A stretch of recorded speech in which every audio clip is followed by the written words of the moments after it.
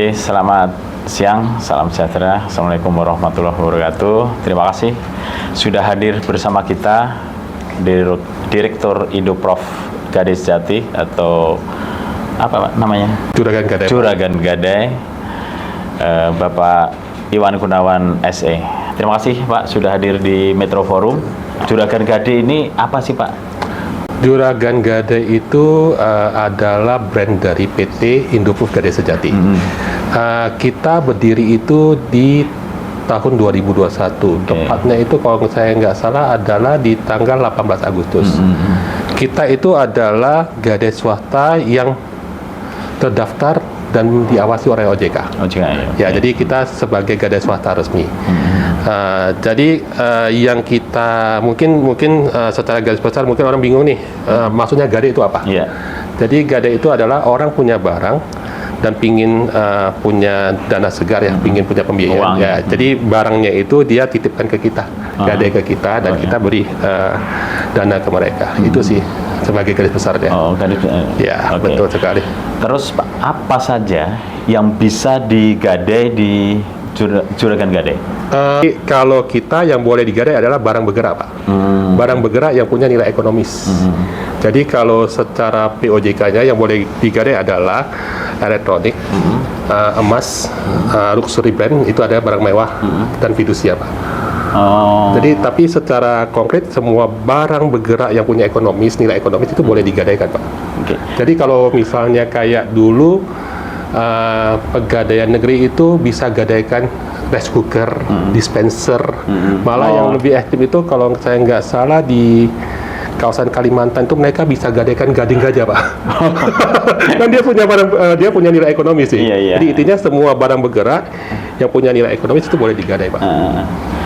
Tadi Bapak bilang bahwa kalau Juragan Gadai itu sebetulnya bukan yang tempat untuk menggadaikan itu atau seperti apa? Ya, tempat menggadaikan, Pak. Tapi kan barang yang boleh digadaikan itu yang barang bergerak yang punya nilai ekonomis. Jadi kita nggak boleh namanya nih, misalnya Bapak barang tidak bergerak, contohnya kayak rumah tanah itu nggak boleh, Pak. Rumah nggak boleh, Pak. Kita nggak boleh. Sertifikat saya nggak boleh. Gitu. Jadi yang kalau sepeda motor boleh. Kan itu barang bergerak. Berarti yang kita gadaikan, kalau saya nggak tahu sih, karena belum pernah menggadaikan. Apakah BPKB, STNK atau fisiknya gitu, jadi, kendaraannya? Kalau sepeda motor ada dua jenis, Pak. Jadi kalau misalnya gadai, itu adalah sepeda motor sama sak BPKB-nya sama STNK-nya itu ke kita, itu gadai. Gitu. Ya, tapi kalau fidusia kan kita boleh fidusia, Pak. Kalau fidusia adalah unitnya tetap dipakai sama peminjam. Kita cuma megang surat-suratnya aja, Pak. Itu fidusia, Pak. Kita boleh fidusia. Jadi kita boleh fidusia, boleh gadai, Pak. Terus apa perbedaannya gadai swasta dengan gadai pemerintah? Kan yang kita tahu kan ada pegadaian yang BUMN ya. Seperti apa itu? Kalau perbedaannya nggak ada, Pak. Sebetulnya nggak ada. Cuman gadai pemerintah itu kan usianya udah lama ya. Setahu saya itu dari sejak 1800-an. Saya kurang hafal tahun berapa. Itu 1800-an itu sudah berdiri, Pak. Jadi kalau kita pas ketepatan saya kan perwakilan Perkumpulan Perusahaan Gadai Indonesia.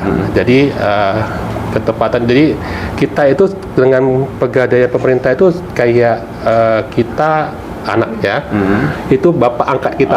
Jadi mereka yang guardians kita. Jadi kayak kita punya ketua umumnya PPG itu ya dirutnya pegadaian.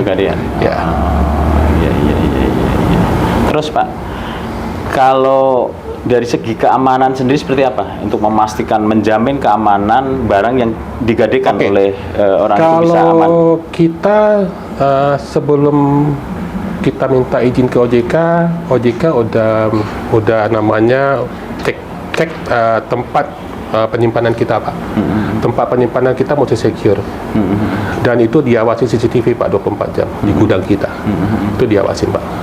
Jadi sisi keamanan, jadi kita juga ada asuransikan barang kita itu di dalam tempat penyimpanan kita, Pak.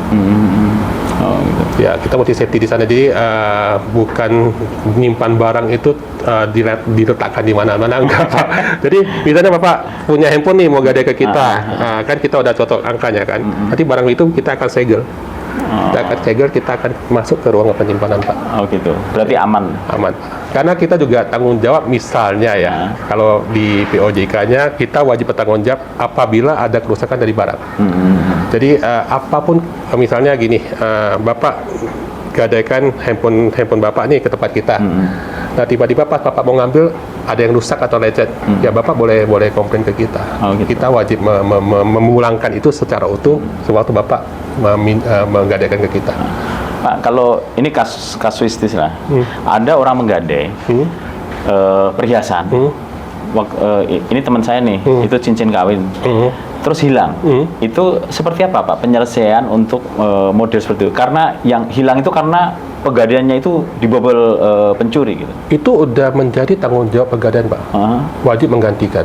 Kan teman muslim, teman Bapak ya, dia kan ada terima namanya SPG, surat bukti gadai.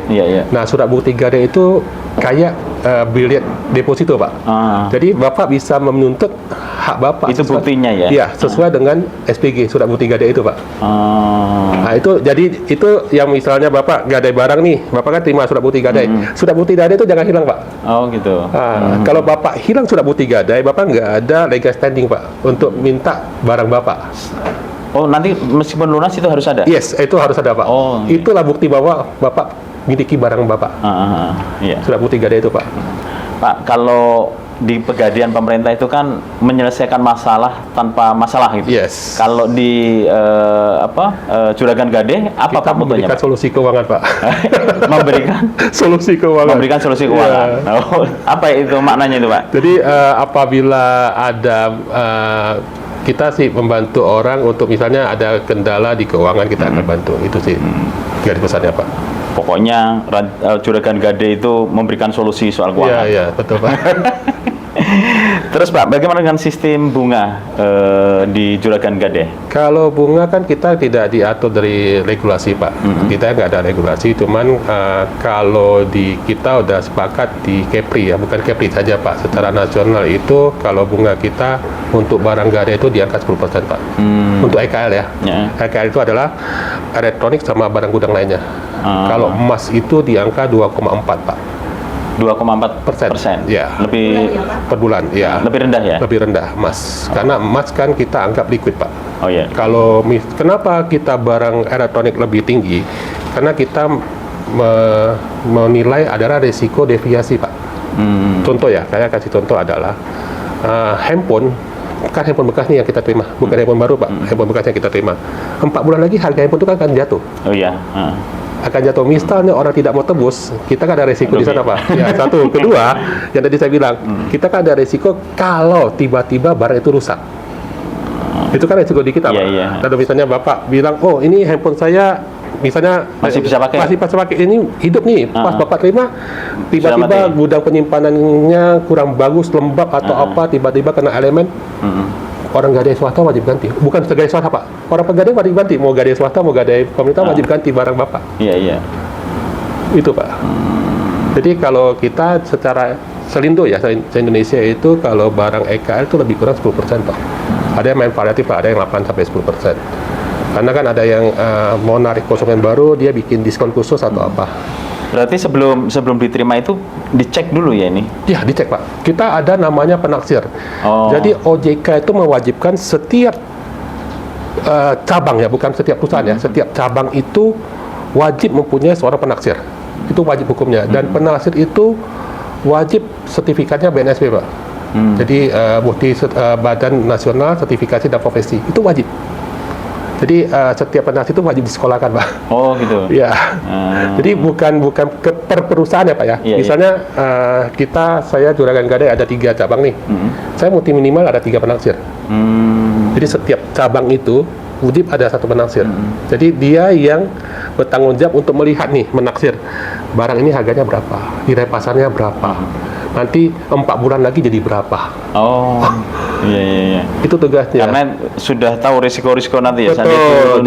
Jadi penaksir itu bukan namanya penaksir itu mesti Nggak ada sekolah, ada Pak. Jadi selain dia belajar EKL, dia wajib belajar emas. Tapi kalau dia ingin bermain di emas, jadi penasihat itu mesti bisa emas, bisa EKL, tetapi bisa juga penasihat khusus EKL, penasihat khusus emas, is okay, nggak ada masalah. Tapi dia mesti ada sertifikatnya Pak. Iya, iya, iya. Oke, kalau yang ini Pak Iwan, bunganya dengan yang gadai pemerintah, Ya. itu rate-nya seperti apa Pak? Ada perbedaan atau seperti apa? Ada. Kalau pemerintah itu lebih rendah Pak. Setahu saya pemerintah itu angkanya lebih rendah, lebih kurang 20% sampai 30%. Tapi kalau emas itu rate-nya lebih kurang 10% Pak. Lebih rendah. Tapi pemerintah barang elektronik kayaknya enggak kan? Mas aja nih. Ada. Elektronik Masih? ada. Cuman jadi gini, saya kan tadi ngomong Bu, bahwasanya kita dengan pemerintah itu sudah satu line Bu. Jadi kita saling mengisi sebetulnya. Jadi kita mengisi kekosongan di pemerintah. Pemerintah nggak gitu fokus di elektronik, ya kita fokusnya di elektronik. Jadi kalau Bapak pernah dengar Pusat Gadai Indonesia yang punya Pak Andrew, yang di Jakarta, itu dia fokusnya di elektronik. Iya, iya, Dia iya. fokusnya sampai dia punya cabang itu, kalau saya nggak salah itu sampai ratusan, hampir ribuan di Jakarta, di Jawa. Iya, iya. Tapi gimana Pak persaingan dengan, kan tetap namanya usaha pasti ada persaingan Betul. ya kan, termasuk dengan pegadaian yang pemerintah. Karena kan anggapan masyarakat ini mungkin ya, mungkin saya keliru. Kalau dengan pemerintah itu kan lebih aman gitu kan. Nah, seperti apa? Ini kan persaingan, belum termasuk yang soal bunga tadi. Jadi yang tadi saya bahas Pak, kita bukan bersaing, kita adalah saling mengisi Pak. Oh. Jadi kalau boleh saya ngomong agak secara apa, kita mengisi kekosongan di pemerintah. Contohnya ya adalah pemerintah kan kebanyakan tutup itu jam 3, jam 5. Oh, Sedangkan kita kebanyakan gadai swasta itu tutupnya jam 7, jam 8 Pak. Oh, gitu. Jadi ada Jam kerjanya diperpanjang ya? Yes, betul sekali Pak. Kenapa? Yang kita lihat adalah secara naruri, masyarakat itu menggadaikan barang itu bukan di pagi hari, bukan di siang hari, adalah di sore hari setelah pulang kerja. Kenapa? Kan misalnya kita pegawai nih Pak, Iya. kita mau, misalnya saya butuh uang nih, saya ada emas, butuh uang, saya mau gadai nih, nggak mungkin saya datang pagi. Kenapa? Kalau kita datang pagi, mungkin kantor nggak ngasih potong gaji Pak.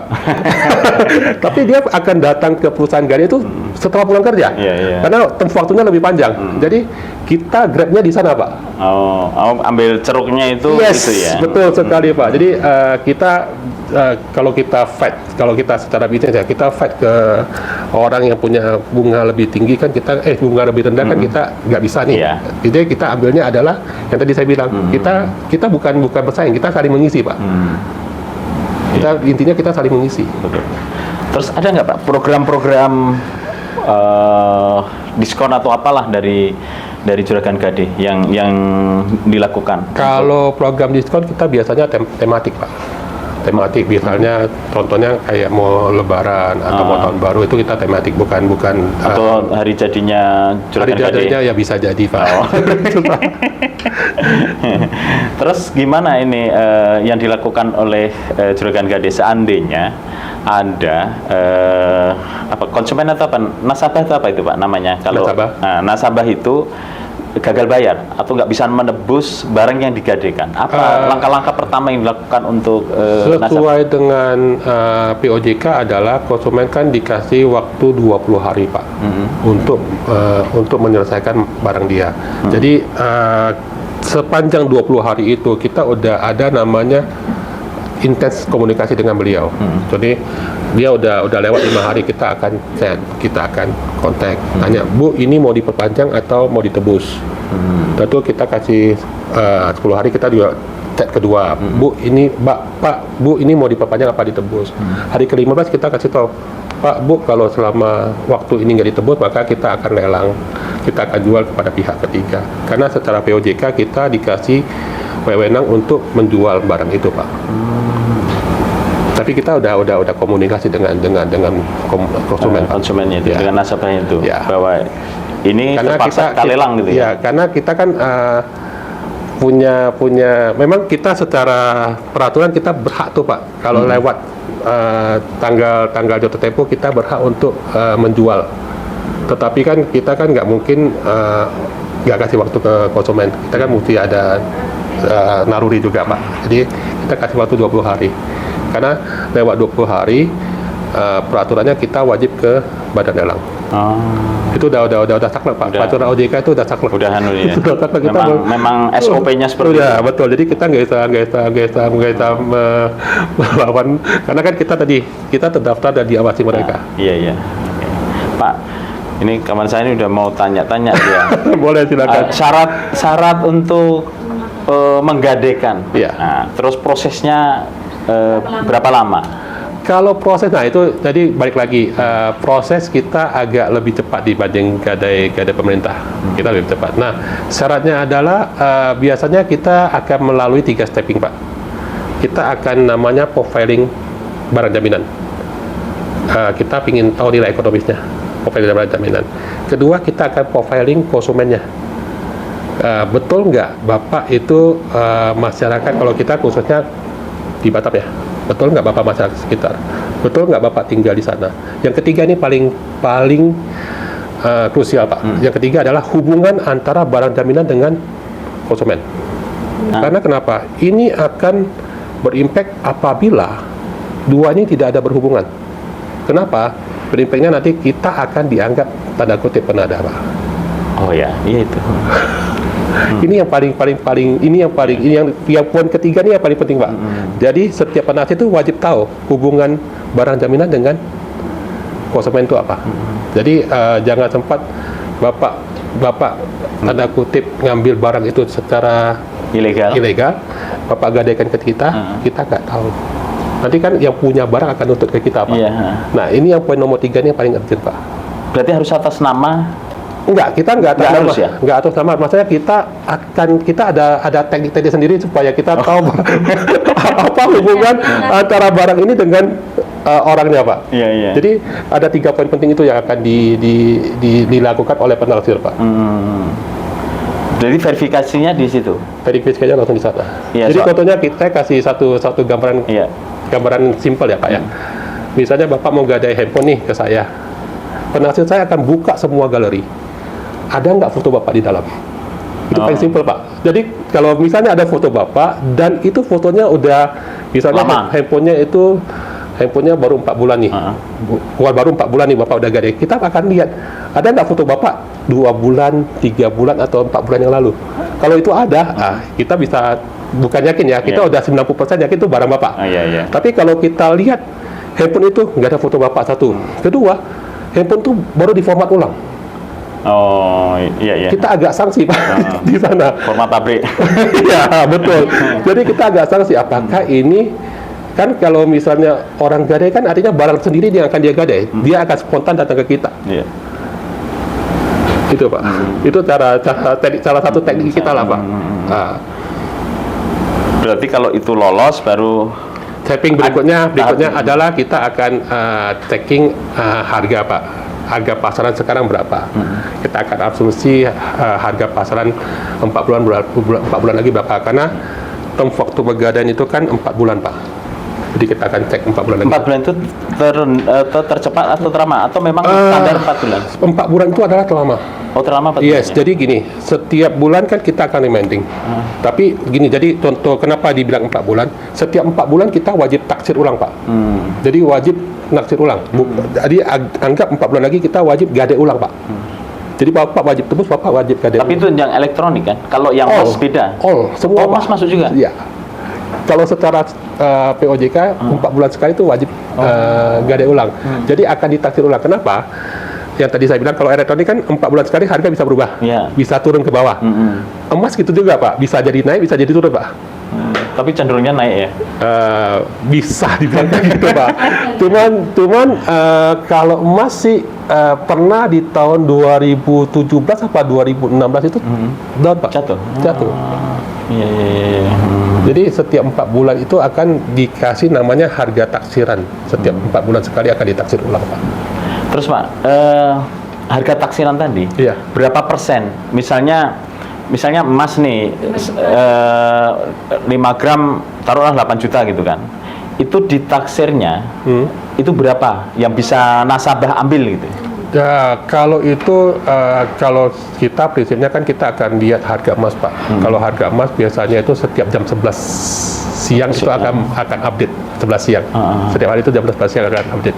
Nah, tergantung kalau namanya emas lempengan atau logam mulia, itu kita akan ngambil di angka 90%, Pak. Oh, 90%. Yes, dan boleh, harga iya, nasabah boleh ambil itu gitu kan.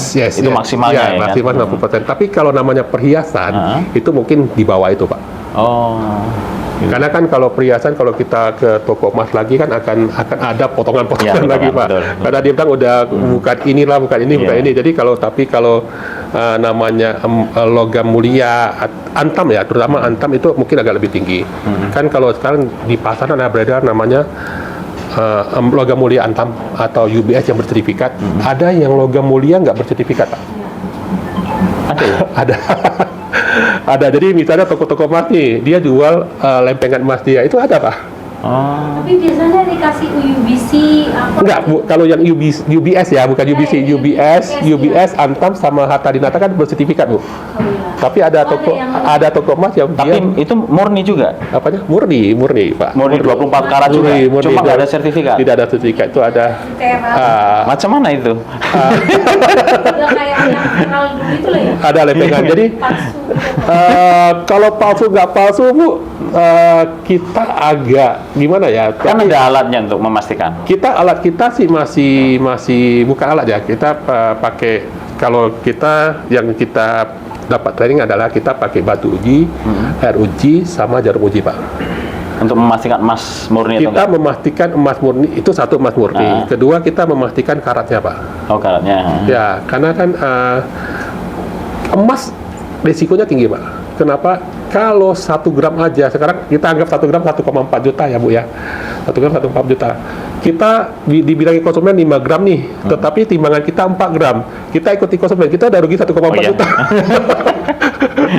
Kita udah rugi 1 gram, itu lumayan loh, Pak. Iya. Belum lagi kalau misalnya dia 24 karat. Pas kita cek 20 karat, itu harganya udah jauh beda, Pak. Iya. Nggak akan ditebus itu, Pak, pasti. Berarti kan harus lebih teliti kalau yang Betul. model yang ini yang unik itulah. Iya, karena bukan kelemahan ya, yang jadi problem kita adalah kita kan pegadaian, beda dengan toko emas. Toko emas dia sanksi, dia langsung potong, pek. Betul nggak isinya emas? Kita kan pegadaian, Pak, kita nggak boleh merusak barang yang digadai. Ya tadi saya bilang prinsipnya, kalau rusak kita wajib ganti, Pak. Iya. Jadi kita tidak boleh merusak. Kita cuma boleh ngambil sedikit aja untuk kita Itu gesek. sampel aja ya. Sampel. Kita nggak boleh merusak. Jadi di situ kita lebih hati-hati. Terus prosesnya berapa lama, Pak? Yang tadi Prosesnya, Bapak tadi bilang. Kalau gadai sih cepat sih, Pak. Iya. Cepat, nggak sampai sejam, Bu. Nggak nyampe ya. Nggak sampai sejam. Kalau nggak sampai sejam, nggak sampai sejam sih. Kalau pas minjem pertama itu ada dikenakan biaya administrasi. Ada, tergantung dengan perusahaannya. Ada yang perusahaan tidak kenakan administrasi, ada yang kenakan administrasi. Oh. Kalau administrasi variatif ya, Pak ya. Kalau yang setahu saya itu antara 0,8 sampai 1%.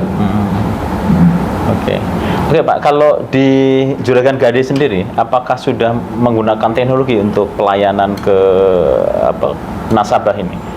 Atau masih manual, konvensional, atau sudah mulai ke teknologi? Kalau teknologi kita belum, kalau mau ngomong teknologi kita juga ada, tetapi kita belum se-expertnya perbankan lainnya, Pak. Belum se-expertnya perbankan lainnya, karena mungkin kalau teknologi kayak yang di gadai-gadai lainnya di kota besar itu mereka udah pakai namanya aplikasi ya, Pak ya. Kalau Bapak boleh lihat, yang saya tahu ada gadai syariah itu yang di Jawa, dia udah pakai koin syariah. Boleh dicek aplikasi mereka, udah arahnya ke sana. Apa yang ingin Bapak sampaikan? Kalau- Bagian dari edukasi lah atau sosialisasi ke Oke, masyarakat. kalau misalnya butuh dana untuk tarik namanya modal tepat ya, pendanaan tepat ya boleh lari ke gadai.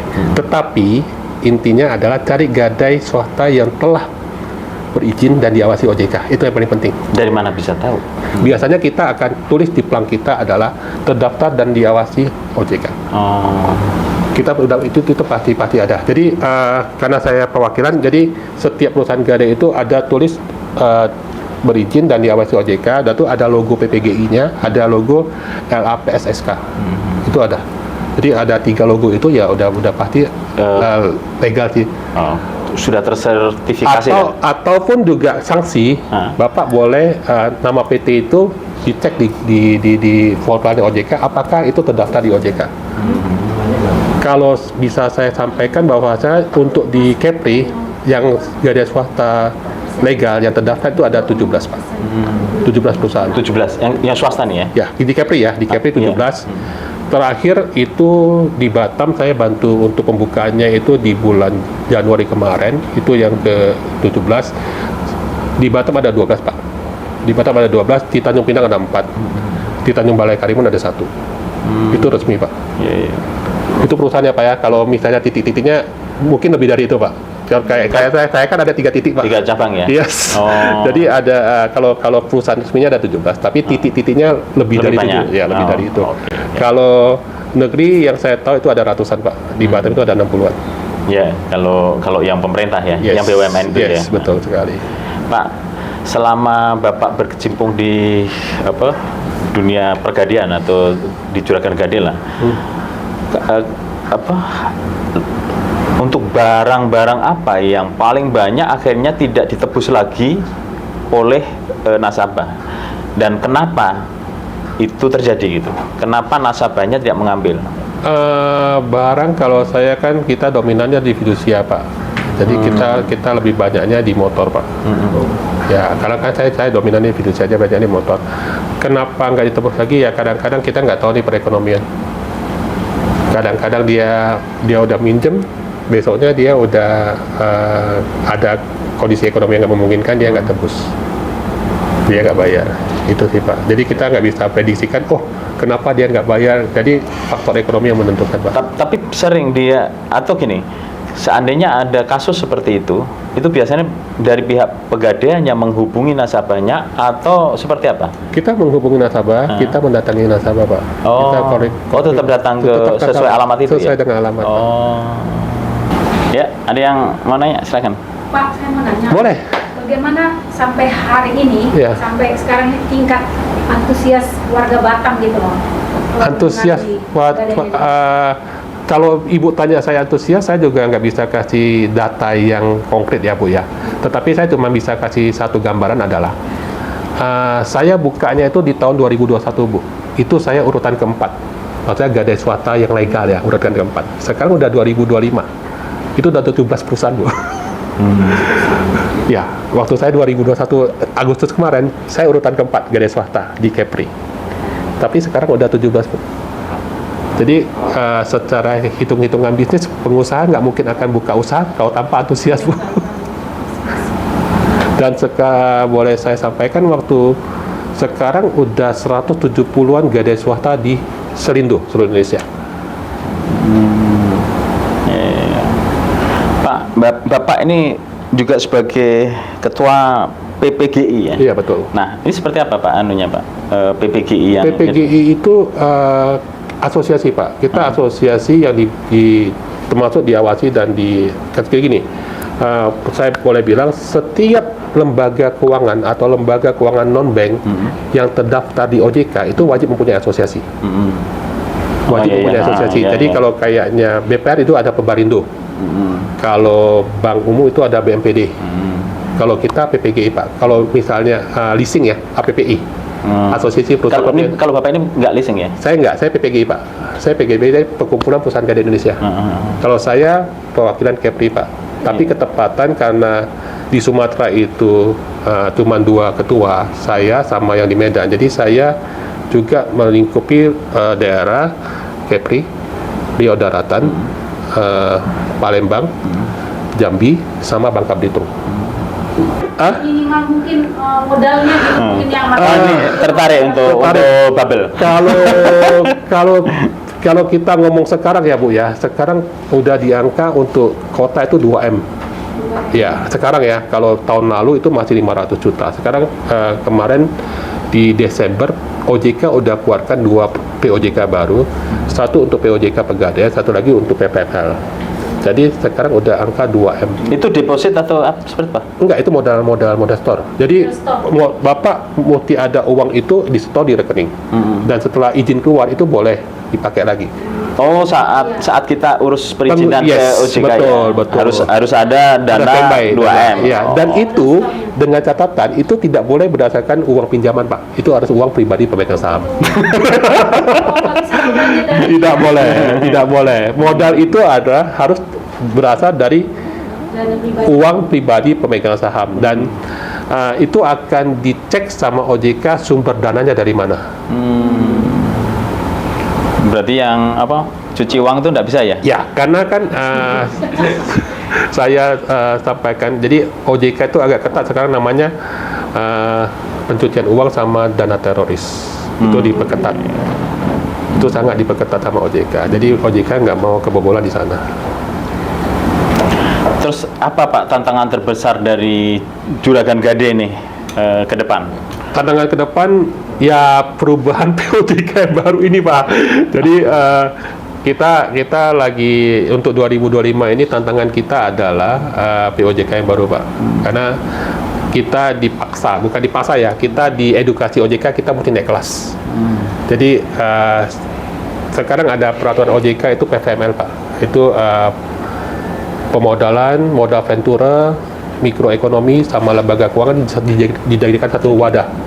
Jadi kita kan yang tadi saya bilang itu modal setor kita kan lebih kurang 2 sampai 10 M ya. Tapi kita udah dijajarkan dengan pembiayaan leasing yang modalnya 200 M. Tantangan kita itu. Jadi kalau kita ngomong secara nasional, Pak ya. Jadi yang di Jawa kebanyakan pada ngeluh bahwasanya mereka sekarang di standarnya mesti naik tingkat, udah ngikut standarnya PVML. Jadi kita dijadikan satu wadah, dan POJK-nya itu baru keluar di tanggal 30 Desember 2024. Ini hari ini sebetulnya saya mengikuti sosialisasi, Pak, dari OJK. Jadi tapi saya udah minta bantuan anggota saya untuk sosialisasinya di mana, Pak? Online, Pak. Online, sosialisasi online. Jadi kita ini OJK udah sosialisasi bahwanya kita udah masuk di PVML. Udah dibikin klaster lah, Pak. Jadi dulu kita nggak ada klaster-klasteran, jadi sekarang kita udah diklasterin. Kita jadi LKM yang Bapak tahu, lembaga keuangan mikro juga masuk di klasternya kita. Jadi Pegadaian juga masuk di klasternya kita. Termasuk yang paling gede itu leasing, Pak. Leasing modalnya gede, Pak. Leasing, iya. Kita udah masuk klaster mereka. Jadi kita mau disejajarkan sama OJK ya di leasing pembiayaan, Pak. Kalau ini Pak Iwan, ada nggak musim-musim tertentu yang banyak orang menggadekan? Dan kalau ada itu di musim apa gitu? Secara kalau gitu kita agak gimana ya, Pak? Kalau Pegadaian sih agak bisnis yang, kalau kita ngomong bisnis ya, Pegadaian itu bisnis yang agak unik sih, Pak. Ada unik kenapa? Waktu namanya COVID, semua perusahaan sektor pada down. Bapak mau tahu nggak? Perusahaan Gadai nggak down loh, Pak. Iya. Kenapa? Orang butuh uang. Orang butuh uang dan Gadai. Itu satu ya. Bapak mungkin tahu kalau di Batam itu tahun 2016 pada up ya, naik ya. Itu perusahaan Gadai juga up loh, Pak. Kenapa? Orang butuh uang untuk nambah modal.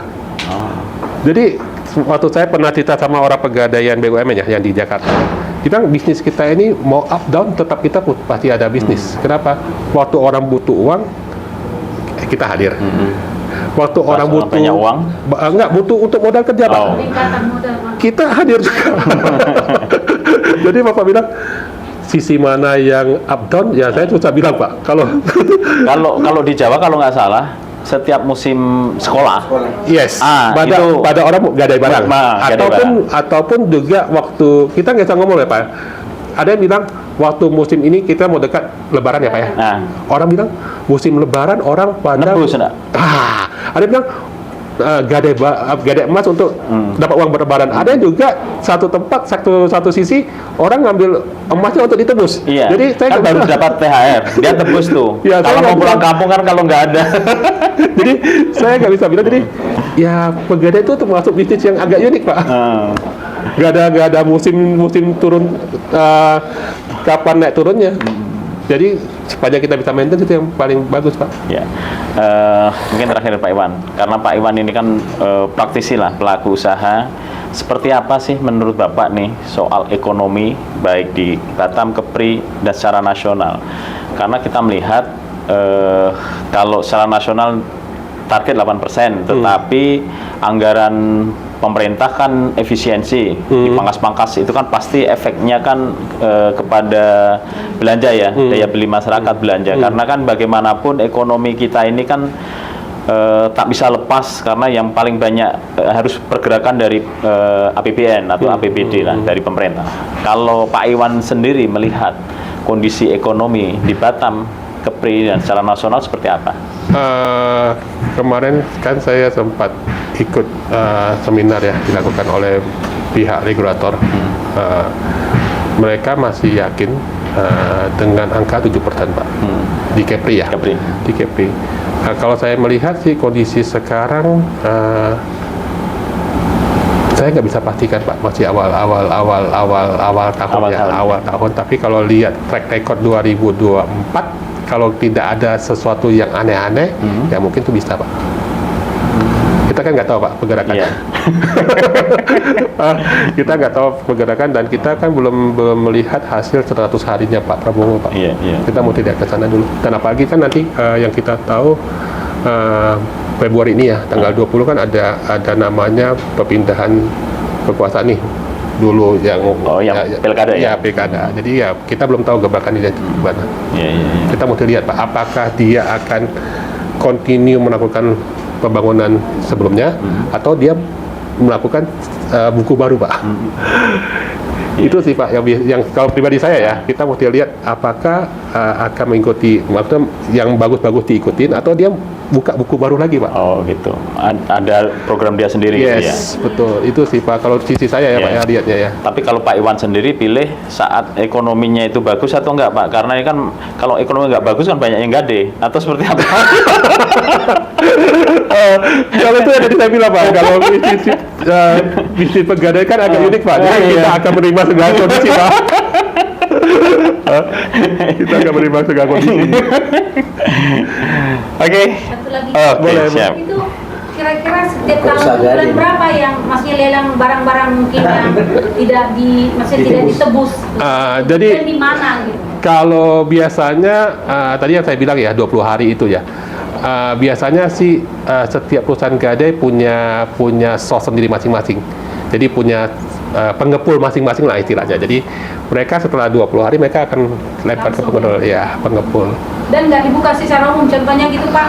Lelang. Kayak pegadaian itu kadang ada iklannya Pak. Iya. Lelang, sekian. Ya, kalau saran saya sih Ibu kalau mau itu ya boleh datangi aja perusahaan gadai masing-masing.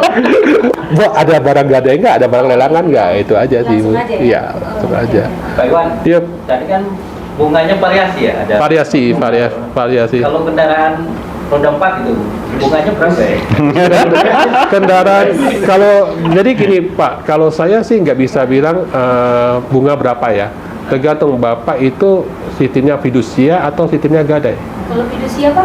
Kalau fidusia, kalau saya setahu saya ya, rate-nya fidusia untuk roda 4 itu belasan sih Pak. Belasan? Ya, Belasan kalau gadai ya Fidusia maksudnya di bawah. masih di bawah 10 sih. Karena kan kalau gadai kan barangnya dipegang. Iya. Kalau fidusia kan barangnya masih Bapak pegang. Cuman bedanya adalah kalau kita ngomong LTV ya, LTV itu batas maksimal ya. Biasanya kalau gadai itu LTV-nya lebih tinggi, fidusia LTV-nya lebih rendah. Jadi kalau misalnya harga Bapak mobil roda 400 juta, kalau gadai mungkin Bapak bisa dapat 70-80 juta. Tapi kalau fidusia mungkin Bapak bisa dapatnya 60 juta aja. Itu tenornya berapa? Saya nggak bisa bilang tenornya berapa, tergantung perusahaannya masing-masing. Kalau saya nggak main roda 4 Pak. Saya Juragan gadai enggak? saya nggak main roda 4. Karena saya Roda 2. Saya nggak main roda 4. Tapi jangan pula handphone minta fidusia ya. Kalau Bapak mau kayak gitu kan, ini mungkin saya kasih masukan ya. kalau bilang handphone memang kita nggak ada fidusia handphone, tetapi kita pernah secara nasional ya, secara nasional itu handphone itu bukan pernah ya, pabrikan itu sebetulnya ada namanya lakukan pembiayaan handphone. Contohnya kayak Samsung ya. Samsung, Bapak pernah dengar namanya Samsung Finance? Samsung Finance belum ya? Pernah dengar? Ada loh, aku masuk SMS juga. Iya. Pernah dengar Samsung Finance? Samsung Finance itu termasuk tanda kutipnya kayak fidusia gitu lah. Kenapa? Kita beli barang, pinjam barangnya itu kita ambil, kita pakai. Nah, tetapi kan karena dia pabrikan, dia bisa ngelok. Oh. Kita bisa ngelok, dia bisa ngelok di sini. Jadi misalnya ibu nggak bayar, ibu nggak bisa jual, bisa ibu jual, tetapi dia langsung ngelok. Oh gitu. Nggak bisa terpakai. Blok, ya? Kita bukan pabrikan, kita nggak punya aplikasi, nggak punya sistem di sana. Jadi kalau tadi Bapak bilang, handphone bisa difidusiakan. Jadi kita susah nih. Tetapi kalau pabrikan, ya mungkin mereka bisa kayak Samsung Finance, dia ngelok. Kan saya pernah dapat sih. Dia gadaikan memang ini barang dia, tetapi kita nggak terdetek bahwanya dia ada pinjaman di Samsung Finance waktu beli handphone ini. Nah, waktu dia nggak tebus, kita kecarian nih. Oh, nggak bisa dihubungi apa guys? Oke, kita buka. Rupanya dia di lock sama Samsung Finance. Kita datang ke Samsungnya, bisa dibuka. Bapak bayar dulu. Oh, ditebus dulu lah ya. Ditebus dulu, baru bisa dibuka locknya. Kalau nggak bisa apa-apa, jadi kayak barang sampah terakhir. Iya. Itu sih, itu sebagai maksudnya risiko kita juga sih kalau dapat Samsung Finance atau yang itu. Mungkin waktu itu si penaksir itu belum diajarin ya Pak? Belum. Itu kan kalau Samsung Finance itu mungkin 2 tahun yang lalu Pak. Mulai marak ya. Tapi kalau sekarang kita udah antisipasi dari awal. Jadi itulah termasuk resiko kita Pak. Kita itu resiko kita. Jadi barang itu jadi nggak berharga, kita wajib tebus ke Samsungnya.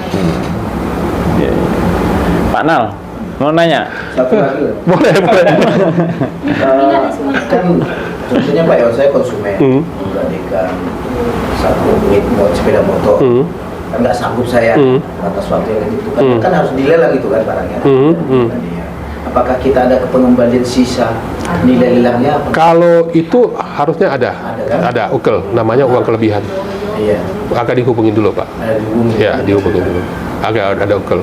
Jatuh temponya untuk dilelang itu berapa lama Pak? Kalau prinsipnya OJK itu maksimal 20 hari Pak.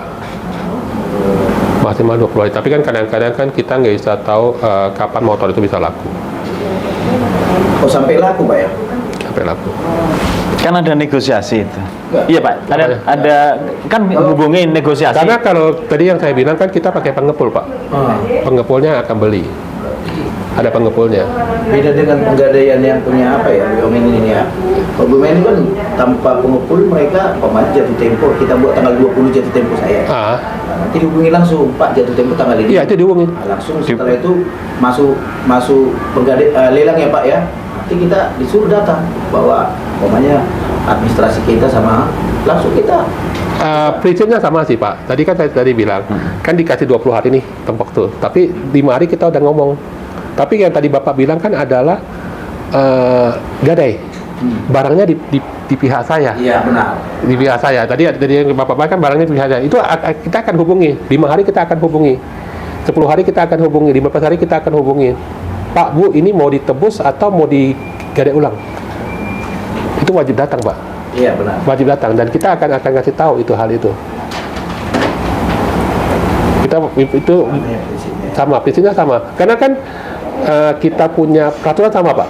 Apalagi sekarang ini POJK baru itu tidak ada membedakan antara gadai swasta dengan pemerintah. Itu sama satu POJK-nya Pak. SOP-nya sama. Iya. Bukan SOP sama Pak. Secara gambaran umumnya sama. Tapi SOP-nya akan disesuaikan dengan karakter perusahaan masing-masing Pak. Kebijakan Iya, tapi gajinya tetap ada. Oh ya. Kalau jadi saya ada bantu, maksudnya kan tugas saya kan adalah ada orang mau buka, saya akan coba kasih jalan. Saya cuma kasih, ini adalah gadis dari OJK. Tapi tetap nggak boleh melanggar. Betul, SOP-nya itu, rangka dasarnya itu tidak boleh. Iya. Oke Pak Nal, mau nggak ada apa? Yang digade apa? Dia nanti mikir deh. Hersam? Oh, enggak anu. Oh, Nurul kayaknya mau nanya. Ya, Nurul. Mau gade apa? Pak, yang paling banyak digade apa, Pak? Kalau kita ngomong Kepri atau apa, Pak? Kalau kita ngomong Kepri ya? Ya, Kepri lah. Kalau Kepri itu, kalau swasta ya, Pak? Ya. Swasta itu yang statistiknya adalah 80% fidusia, Pak. Kepri ya? Itu sepeda motor. Yes, sepeda motor sama mobil, pokoknya kendaraan bermotor lah. 80% itu fidusia. Oh, inovasi yang akan dilakukan Juragan Gade dan teman-teman dari Kalau Gadean kita sih swasta? tetap dengan regulasi OJK. Jadi kita nggak bisa, maksudnya kalau mereka kan ada unit syariahnya, UUS. Kalau kita kan nggak ada UUS-nya. Jadi kalau kita nggak ada UUS-nya, kita terpaku dengan yang konvensional, Pak. Jadi prinsipnya adalah barang bergerak yang punya nilai ekonomis. Kita cuma terpaku di sana. Kita nggak bisa yang lain. Pak, Terus? satu lagi. Hmm. Kalau jaminan fidusia tadi, contohnya motor itu kan kita pakai nih. Padahal kita kan sudah ke juragan pegadaian, terus hilang Pak. Bukan kita sengaja hilangkan, gitu lah hilang. Itu gimana Pak? Apa kita harus Tergantung dari hilangnya gimana. Yang setahu saya adalah apabila hilang ada pihak ketiganya, itu nggak jadi tanggung jawab kita, itu tanggung jawab konsumen. Jadi sistemnya adalah penggelapan, Pak. Jadi misalnya ibu minjamkan motor itu ke teman ibu, teman ibu bawa hilang, nah itu kita nggak akan tanggung jawab. Tapi kalau kita sendiri? ya itu kita akan ada prosedurnya tertentu, Pak. Kan ada laporan polisinya ya? Ya, karena kalau laporan polisi yang menjelaskan bahwasannya ibu minjami motor itu ke teman orang. ibu dan teman ibu yang bikin hilang, nah itu kita nggak akan akomodir. Tetap dimintain? Yes. Mintain, Bu. Karena Kalau itu kita yang contohnya nih, kita kan kerja nih, kan kita ya, parkir. itu ada prosedurnya, Pak. Ada prosedurnya, Enggak, jatuhnya apa? Itu pertanyaan. Jatuhnya ya kita akan enggak, kita ada prosedurnya, itu makanya contohnya itu tadi, Bu. Kalau misalnya meminjamkan, pokoknya ada pihak ketiga lah yang ibu kenal, itu kita nggak akan proses. Oh, enggak diproses. Dianggap lunas. Kadang sengaja Pak, dikongkali sama kami. Iya, Ambil itu dulu ya. makanya. Ya, itu dia. Kalau saya Kan minjem makanya Tapi kan lebih ngerti nih pegadaian nih. kan cuma lampiran surat dari pihak polisi aja ya. Pak Iwan berarti tidak ada asuransinya ya? Apanya ada? Oh. Ada. Oh, yang pasti lah ada asuransi lah. Masalah itu kan salah satu mitigasi resiko, Pak. Kalau nggak Macam ini lah, kalau nggak diasuransi kan nggak bisa. kalau nggak diasuransiin, Itu kan salah satu mitigasi resiko, Pak. Kan kita wajib ada mitigasi resiko. terus ada rencana nih mau buka kios-kios cabang-cabang yang lainnya. Kan kalau berinovasi seperti Pegadaian itu, kios saja berani. Yang penting barang nanti dibawa ke pool gitu. Belum sih, Pak, karena kan kita mesti, kalau usia kita kan baru 4 tahun, Pak. Jadi kita mesti baca lebih banyak lagi. Udah tuh kan kita mesti lihat kondisi pasar, Pak. Kita buka satu titik itu kita mesti dulu istilahnya SKB, Pak. Studi kelayakan bisnis, Pak. Studi kelayakan bisnis. Apakah kita mesti layak buka di sana? Oh. Ya kalau Indomaret sama Alfamart aja berani.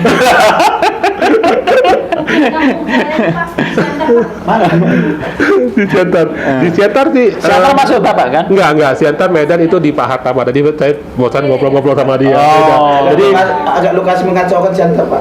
jadi kalau Aceh, Medan, Padang, Bengkulu, Lampung itu Medan. Medan. Itu area Medan. Kalau Bapak yang Kepri, saya Kabel bagi dua, Pak. Jadi sebelah kiri itu wilayah Medan, sebelah kanan itu wilayah Kepri. Oh. Sumatera dibagi dua, Pak. Iya. Oke. Keren. Terima kasih Pak Iwan yang sudah hadir di acara Metro Forum, Pak. Mudah-mudahan ini bisa menjadi edukasi dan sosialisasi buat masyarakat sehingga tahu dan paham soal Pegadaian, terutama Juragan Gade. Sampai jumpa di acara Metro Forum berikutnya. Thank you, Pak.